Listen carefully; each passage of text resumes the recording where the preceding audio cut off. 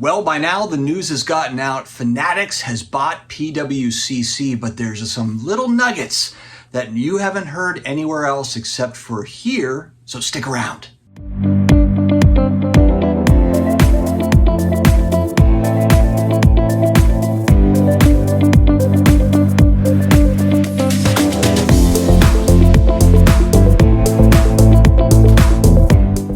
Friends, another day, another sports card video. Hope everybody is doing well. If you are looking for daily sports card collectible style content, friends, hit that subscribe button down below. We won't let you down. We will keep it coming. And if you want some 80s, 90s flair thrown in, barely $2 a card. Think about it. You're guaranteed the 10 graded and the 100 additional rookies. And I already showed you the list of names.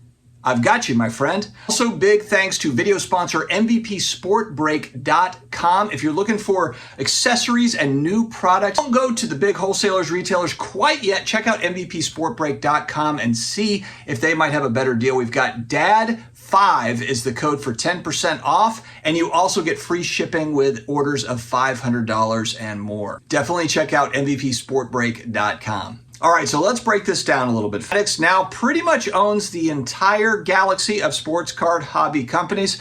One thing that stuck out to me right off the bat is you think about Fanatics, such a big company, but nobody buys trading cards on Fanatics.com. You know, if you go to Fanatics.com and you search singles, it almost gives you kind of an Amazon style feel. You know, hobbyists are not using Fanatics.com to buy single cards. There's not a secondary market that lives on Fanatics.com that I'm aware of that's bustling. You have all these other folks that people go to. I'm probably missing a few here. I definitely am. eBay, PWCC, Golden, Alt, Heritage, REA, all the other auction houses that are out there. There's so many of them. A lot of different places to buy, sell sports cards. ComC would be another great option. Wink. So this buy obviously makes a ton of sense in that they probably got a nice deal on this. I'm sure Michael Rubin worked out a good deal.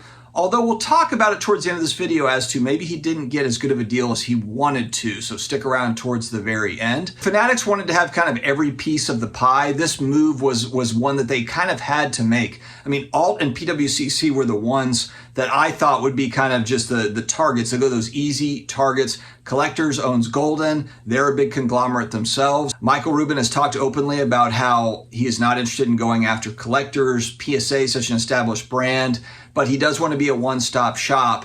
And the one thing I would say to Fanatics is, because now there's only one piece of the puzzle that's missing now, and it's grading. I really, really hope that Fanatics stays out of grading. I hope that they just don't mess with it, because I don't really want them to have every piece, every single thing, because if they also have a grading company, they've got an auction house, they've got sports betting, they've got all these things intertwined. I just don't know if that's such a great thing. Now, a lot of people yell out, Fanatics is a monopoly. Fanatics is not a monopoly. You sure about that? Yes, they might have a monopoly-ish type deal with the leagues that they're going to take over the next few years, but really, we've been dealing with Topps and Panini having monopolies on licensed stuff, but you still have competitors in Leaf, and frankly, when Fanatics takes over, it's looking more and more like Panini is just going to be a competitor. Panini, Leaf, others might sprout up as well and try to compete with Fanatics too on the manufacturing side. But when it comes to the others, I mean, look, okay, they bought PWCC. They're probably going to change that name. I can't imagine they're going to keep PWCC. I'm pretty certain that's going to say Fanatics Marketplace in the near future. I did see a report, I think it was Jeff Wilson had put out that, you know, they're going to slowly kind of migrate. They're going to slowly kind of do this thing, which is pretty common. When a company buys another company, it's not just an overnight thing where the signs change and everything. I mean, it can take 6 months, 9 months, 12 months to kind of get through and figure out what's what. So it'll still run how it's running for now, but it's a given that they're going to change it from PWCC to something else. PWCC doesn't have the same sort of brand recognition as like Beckett. You know, Beckett is a company that if Fanatics buys Beckett, I'm certain that they will keep Beckett as the name of that company. They're not going to change it to Fanatics Grading. PSA really owns the market share on grading. So if Michael Rubin's trying to be number one in everything, unless he's going to buy PSA collectors, I just don't see if he could buy Beckett. He could, you know, he could buy a Beckett. He could buy an SGC possibly, or he could buy it, who knows, maybe CGC, CSG. who knows? Maybe he makes some sort of a deal for one of these companies. Plus, I thought going back a couple years that one of his investment companies is tied in with CSG. I think he already has a piece of it. So it just doesn't make sense to me what they would get into grading. And I really hope that last piece, that they just leave that alone and let that be. Going back to Fanatics is not a monopoly. They will have a lot of competition in the marketplace space. So I know it's like, oh, Fanatics now owns a marketplace. They own a marketplace and they've got heavy competition in that space. They're not going to put eBay and Golden out of business. They will be competing with them. They're just too big, and Golden's, of course, tied with Collectors. So it's Collectors versus eBay versus Fanatics. These three companies, they are going to be the main players, obviously, in the space. The biggest thing I'm looking for is it's great to make these sort of acquisitions, but we also do know that Fanatics is looking to go public in the future. And so is this just arming up to go public and make billions of dollars? Because, I mean, look, on the surface, acquisitions, again, borrowing money, making these acquisitions, making your company worth more in an effort to, go public and get a nice hefty stock price. I mean, that's an obvious motivator here. And so I guess the big question is going to be, you've made all the acquisitions, you've done all the things. Now, how are you going to execute the plan? How are these different parts going to work together? And are you going to be able to properly execute manufacturing cards, buying and selling cards in the secondary market, the breaking piece, the sports betting piece? If you're Fanatics, you've really taken a bite out of everything. And now you really probably need to spend the next years and years trying to figure out how to really properly execute, build these businesses. And as Michael Rubin has said, and as Fanatics, their main, they always come out and say, they said it here, is we're trying to create a better experience for the collector. They've done some nice things with MLB debut. They've got some innovations. They've got cooking in there that are cool. They've obviously got, some marketing people that are smart, obviously. But they've bitten off everything now, except for grading, which that's the one, again, I don't think that they need to get into grading and try to reinvent that wheel or try to compete in that space. I just think that it would be an odd way of going about it when you have so much valuation that is tied to a number grade.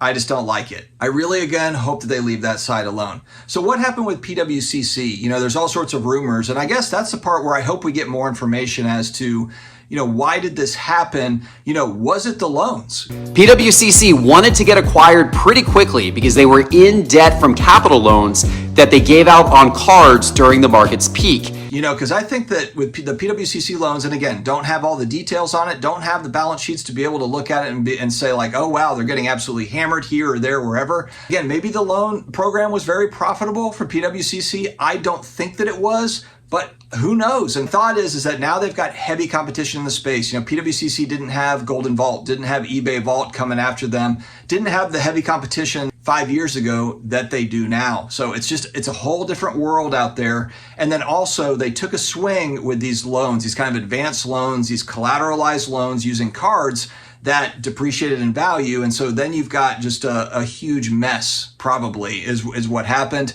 And so what happens is, of course, you have bidders that came in.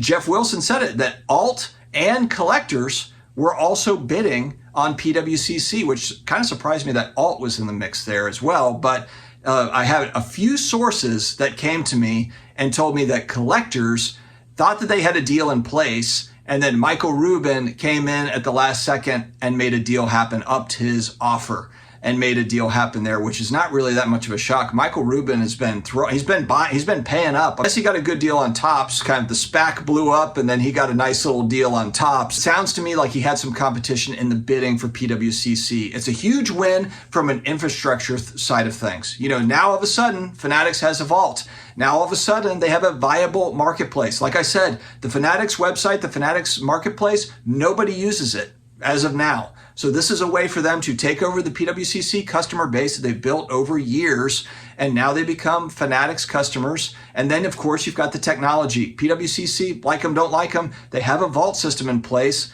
that works for a lot of people. A lot of high-end collectors use the PWCC vault. And so this, again, puts Fanatics right in competition with collectors. Collectors was also in on this mix, which is PSA and Golden and all of these companies, that are tied to collectors. So they wanted this as well, which is kind of interesting too. Why would collectors want PWCC? Well, it has been kind of the main competition for Golden. And so it could have just turned into Golden. You know, it could have been basically like PWCC now becomes Golden. All those assets, all the technology and everything just gets kind of absorbed into the Golden abyss, which I'm sure Ken Golden would have been like, okay, I'm down for this. Again, I'm not sure. Maybe they would have called that thing something else and not Golden, but they already have a marketplace. They already have a working marketplace with Golden and a Golden vault that they're trying to build. They could have taken PWCC's vault and wrapped it all together in Golden's vault. One shall stand, one shall fall. Anyway, it's always kind of fun to see what companies are doing. And then Alt also coming in, like trying to make a play, which to me, I almost look at Alt like a company that has to be on life support, but maybe not.